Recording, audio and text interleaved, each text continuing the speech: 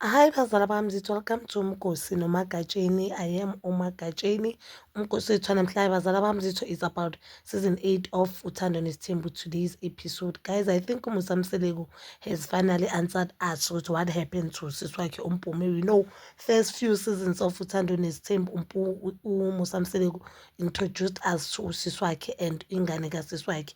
Siswakhe bokuMpumi. I don't remember igama laka mfana lo umntana kaSiswakhe, but I remember he was last skinned and engathi same age noMpumelelo, if I'm not lying. There was this one episode where they had dinner as a family and the guy bamcela ukuthi acule. Guys, he has a very beautiful voice and I really thought umntana kaMusa, only to find out no umntana kaMusa, umntana kaMpume. The last time mina I saw uMpume on the Uthando Nesithembu episodes, it's one when uMpumi bekasho ukuthi uyashada, and I remember amakhosikazi kaMusamseleko, they even said uMpumi la yoshada khona umyeni wakhe lo ozomkhiphela amalobolo uNesithembu already unomfazi, and uMpumi once said yena she wants nothing to do with Isithembu, but kwathiwa umyeni wakhe unomfazi. So mina I really thought ukuthi mhlawumbe umyeni wakhe akafuni ukuvela ku-TV or akafuni umndeni wakhe ube ku-TV, but enye into bengimangaza ukuthi umntwana, cause we know that umntana kaMpumi ukhulise uMusamseleko. The time bekabahlala abadodisa abatshela ukuthi yena umuntu wabatshela ukuthi umuntu ozopregisa ngaphandle uyomshada loyo mama umntanakhe, ngoba akabafuni abantwana bakhe bashade amakhosikazi anabantwana or amantombazana anabantwana, and akafuni abantwana bakaMseleko bakhulele ngaphandle. UMusamseleko really treated umntana kaMpumi njengomntanakhe. So bengimangaza ukuthi kanjani ukuthi uMusamseleko ayindoda yosiko, or indoda who knows and follows the tradition, azovuma ukuthi la mntana loya ahambe noMpumi emshadweni wakhe. Bekamdala, there's nothing wrong ukushada nomntana wakho guys, but I felt as if cause sekamdala umntana kaMpumi, or I thought mhlambe bazovuma ukuthi asale, kanti no, uMusamseleko revealed today makakhuluma noSileyo ukuthi yena akanasisi because usisi wakhe uye waya kulabantu ababoniswayo ke. I don't know noma inyanga noma umthandazi noma isangoma noma ugobela, but uye kulabantu ababonisayo. Labo bantu labo bamtshela ukuthi uMusa u-successful because the way ngakhona bekasho ukuthi successful because of uthwele. That means uthwele ngabo uyobacindezelayo ukuthi bangabi successful, and lezo nyanga lezo uyasho ukuthi uMpumi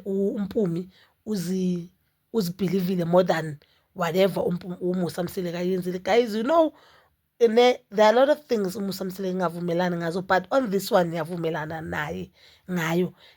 As much as sisho ukuthi abalaphi bendabuko bayasiza and siyavumelana nayo, acknowledging amasiko wethu, ama-culture wethu and into yethu as abantu African people, but imideni eminingi iphula izangoma, or abantu nje laba ababonayo, especially izangoma guys.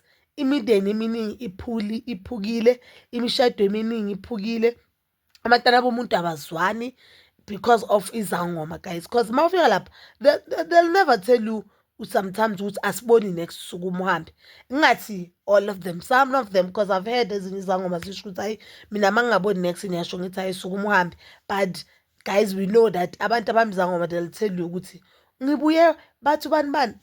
They'll always have someone okugangayo, or kuzoba na someone oyenza something wrong omndeni. They'll never say hayi ku-right nje, it's just life, we are all going through a lot, suke umuhambe kuzolunga. No, bazothi ubani uyakuthakatha, umngane wakho uzibani uyakuthakatha, and some of them they are not even stating amagama. So yinto uMpumi, so hayi ngithi uMpumelelo, angilazi igama lakhe maliphelele whether uMpumelelo or noMpumelelo, but we know that uMpumi eyacabanisa abantwana ke bakaMseleko, cabanga nje umama wabashiya bayi-2.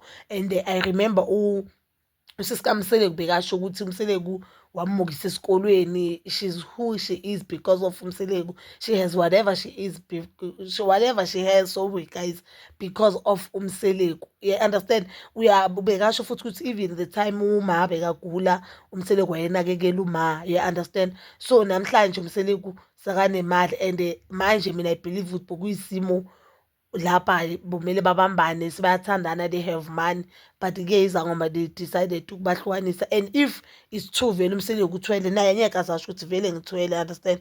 Angeke azasho, but I don't believe ukuthi uMseleku uthwele. Mina, I just believe mina ebantwini who worked hard, guys. I believe that there are people who work hard and there are people who God blessed them. And I believe that if you truly work hard, one of the good days uNkulunkulu uzokureward with everything that we've prayed for. But bazala bamzitho, you can comment down below, and please don't forget to like, subscribe, share, and hit that notification button. Nginithanda ukuya nokubuya.